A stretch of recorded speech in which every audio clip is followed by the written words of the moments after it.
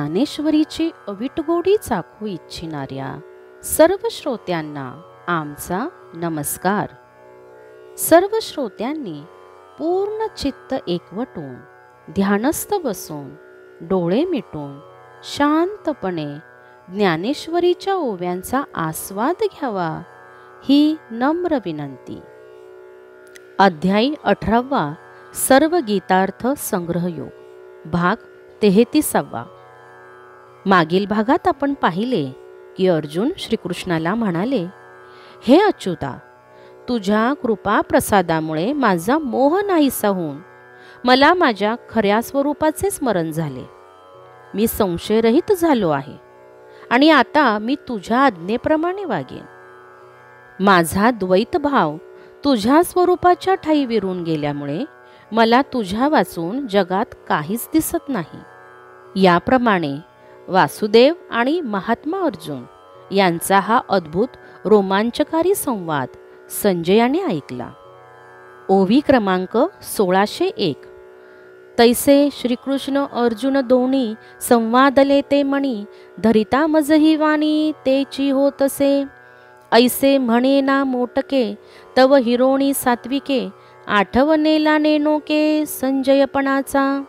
रोमांच जब फरके तव तवांग सुरके, स्तंभ स्वेदांते जिंके एकला कंपू.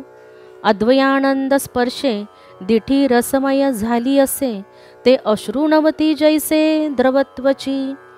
नेनो कायन माये पोटी, काय नेणे गुंफे कंठी, वागर्था पडत मिठी उससांचिया. किंबहुना सात्विका आंठा, चाचरू मांडता उमेठा, संजयो झाला असे चोहटा संवाद सुखाचा. तया सुखाची ऐसी जाती, जे आपणची धरी शांती, मग पुढती देहस्मृती लाधली तेने. संजय धृतराष्ट्राला सांगत असतानाच त्या क्षणी अष्टसात्विक भाव प्रकट होऊन संजयाची देहस्मृती हरण होऊन गेली. अंगावर रोमांच उभे राहत होते, त्यामुळे शरीर संकुचित होत होते. स्तब्धता आणि घाम यापेक्षाही शरीराला कंप जास्त वाढला. अद्वयानंदाच्या स्पर्शाने डोळे आनंदाश्रूंनी भरून आले. जणू काही डोळ्यांना प्रेमपाजर फुटले होते. पोटात काहीही मावेनासे झाले असे वाटून कंठही दाटून आला. हुंदक्यामुळे वाचाही मूक झाली. फार काय सांगावे, अष्टसात्विक भाव प्रकट झाल्याने संजयची वाचा अडखळू लागली. संजय हा कृष्णार्जुन संवादाचा चव्हाटाच झाला. सुखाची जातच अशी आहे की त्याचा भार आपोआप ओसरतो आणि शांती उत्पन्न होते. असेच होऊन संजय पुढे सहज देहभानावर आला. तेव्हा बैसतेनी आनंदे, म्हणे जी जे उपनिषदे, नेनती ते व्यासप्रसादे ऐकिले मिया. ऐकताची ते गोठी, ब्रह्मत्वाची पडिली मिठी, मी तू पणेसी दिठी विरोणी गेली. हे आगवेची का योग, जया ठाया येती मार्ग, तयाचे वाक्य सवंग केले मज व्यासे. अहो अर्जुनाचे निमिषे, आपण पेची दुजे ऐसे, नटोणी आपण या उद्देशे बोलिले जे देव. मग आनंदाचा भर जरा कमी झाल्यावर स्थिरावत असलेला संजय म्हणतो, महाराज, जे उपनिषदांना माहीत नाही ते व्यासांच्या कृपाप्रसादाने मला ऐकावयास मिळाले. ते गुह्य ज्ञान ऐकल्यामुळे माझे ब्रह्मभावाशी ऐक्य होऊन मी तूपणासह सर्व अज्ञानदृष्टी नाहीशी झाली. सर्व योगादी मार्ग ज्या ठिकाणी येऊन मिळतात त्या श्रीकृष्णाचे वाक्य श्री व्यासकृपेने मला सहजपणे लाभले. अहो, अर्जुनाचे निमित्त करून भगवान श्रीकृष्ण आपणच दुसरा अर्जुन बनून आपणच आपल्याला उद्देशून बोलले. तेथ की माझे श्रोत्र, पाठाचे झाले जी पात्र, काय वाणू स्वतंत्र सामर्थ्य गुरुचे. हे बोलता राया विस्मित होये, तेनेची मोडावला ठाये, रत्नी की रत्न किळाये झांकोळीत जैसी. हिमवंतीची सरोवरे, चंद्रोदयी होती काश्मीरे, मग सूर्यागमी माघारे द्रवत्व ये. तैसा शरीराची या स्मृती, तो संवादू संजय चित्ती, धरी आणि पुढती तेची होय. अशा प्रसंगी जर माझे कान ते बोलणे ऐकण्याच्या अधिकाराला पात्र झाले तर श्री गुरूंच्या अलौकिक सामर्थ्याचे मी काय वर्णन करू. हे बोलत असताना संजय आश्चर्यचकित झाला आणि त्यामुळे त्याची देहस्मृती गेली. ज्याप्रमाणे रत्नाच्या ठिकाणी रत्नाचेच तेज रत्नाच्या मूळ स्वरूपाला झाकीत होते. हिमालयातील सरोवरे चंद्रोदय झाला की गोठून स्फटिकासारखी घट्ट होतात आणि सूर्योदयानंतर त्यांना पुन्हा पाझर फुटतो. त्याप्रमाणे देह भानावर आला की तो संवाद चित्तात प्रकट होई. त्याच्या आठवणीने तो पुन्हा स्वरूप समाधीवस्थेत जाई.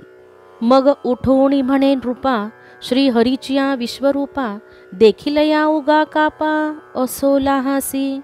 न देखणे जे दिसे, नाही पणे जी जे असे, विसरे आठवे ते कैसे चुकवू आता. देखोणी चमत्कारू, की जे तो नाही पैसारू, मजही सकट महापुरू नेता आहे.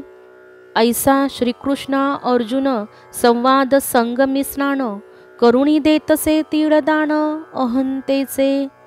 तेत असवरे आनंदे, अलौकिकही काही स्पुंदे, श्रीकृष्ण म्हणे सद्गदे वेळोवेळा.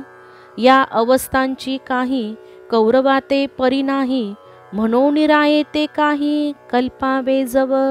तव झाला सुख लाभू, आपण पा करुणी स्वयंभू, बुझाविला अवष्टंबू संजयेतेने. मग हर्षाच्या आवेगात उभा राहून संजय म्हणाला, राजा, श्रीहरींचे विश्वरूप दर्शन तू पाहिले आहेस, तरी तू जागेवर स्वस्थ कसा राहू शकतोस. जे विश्वरूप न पाहताही दिसते, जे नाही म्हटले तरी त्याचे अस्तित्व बुडत नाही, विसरू म्हटले तर त्याचे स्मरण वारंवार होते, ते चुकविता कसे येईल. श्रीहरींचे हे विश्वरूप पाहून काय हे नवल असे म्हणण्याचा सुद्धा वाव मिळाला नाही. तोच ते रूप पाहून झालेल्या आनंदाच्या लोंढ्यात मलाही वाहून नेत आहे. याप्रमाणे श्रीकृष्णार्जुन संवादरूपी संगमात स्नान करून संजय अहंकाराला तिळांजली देत आहे. या प्रसंगी आनंद अनावर होऊन अशा गहिवरलेल्या कंठाने सद्गदित होऊन अलौकिक शब्द पुटपुटत श्रीकृष्ण श्रीकृष्ण असे वारंवार संजय म्हणत होता. संजयाच्या या अष्टसात्विक भावाची अवस्था धृतराष्ट्राला माहीत नसल्यामुळे त्याला त्याची केवळ कल्पना तरी कशी येणार. हे जाणून संजयाने आपल्याला झालेल्या सुखाचा साक्षात्कार आपल्या ठिकाणी स्थिर करून अष्टसात्विक भावाचा गहिवर शांत केला. तेथ कोणी एकी अवसरी, होआवी ते करुणी दुरी, राओ म्हणे संजया परी कैशी तुझी गा. तेने तू ते येथे व्यासे, बैसविले कासया उद्देशे, अप्रसंगा माझी ऐसे बोलसी काही. राणीचे रावळा नेलिया, दाही दिशा माणी सुनिया, का रात्री होय पाहलया निशाचरा. जो जेथीचे गौरव नेणे, तयासी ते भिंगुळवाणे, म्हणून अप्रसंगू तेने म्हणावा की तो. म्हणे सांगे प्रस्तुत, उदयलेसे जे उत्कळित, ते कोणासी बारे जैत देईल शेखी.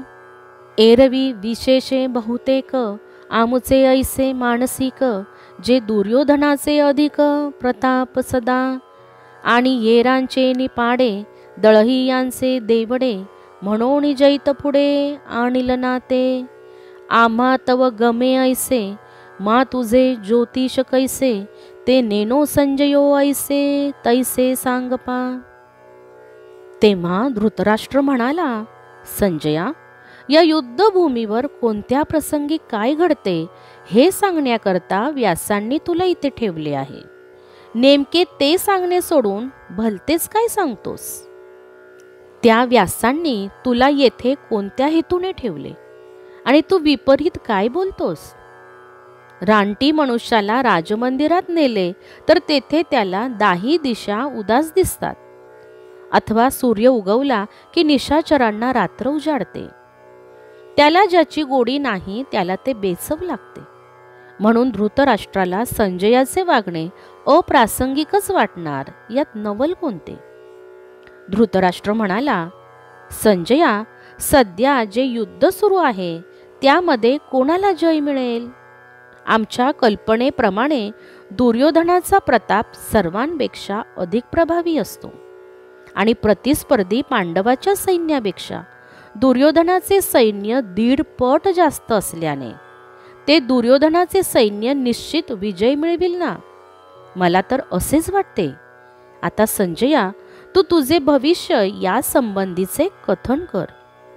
यया बोला संजय म्हणे, जी येर येरांचे मी नेणे, परी आयुष्य तेथे जिने हे पुढे की गा.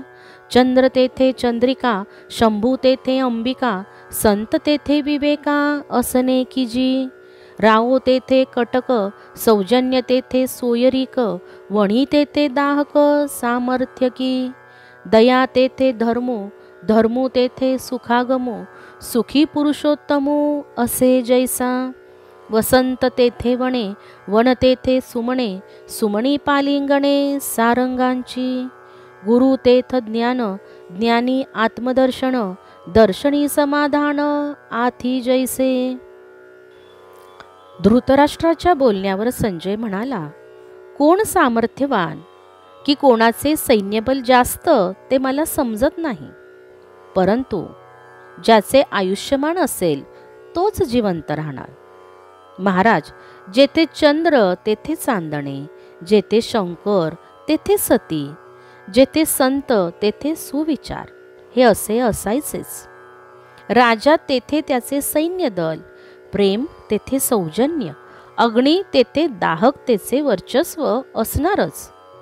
दया तेथे धर्म आणि धर्म तेथे सुख आणि सुखाचा लाभ तेथे पुरुषोत्तम जसा असतो. वसंत तेथे पुष्पवैभव, तेथे त्यावर गुंजारव करणारे भ्रमराचे समुदाय असायचेच. जेथे गुरु तेथे ज्ञान आणि जेथे ज्ञान तेथे आत्मानुभव आणि आत्मानुभवात समाधान हे असणारच.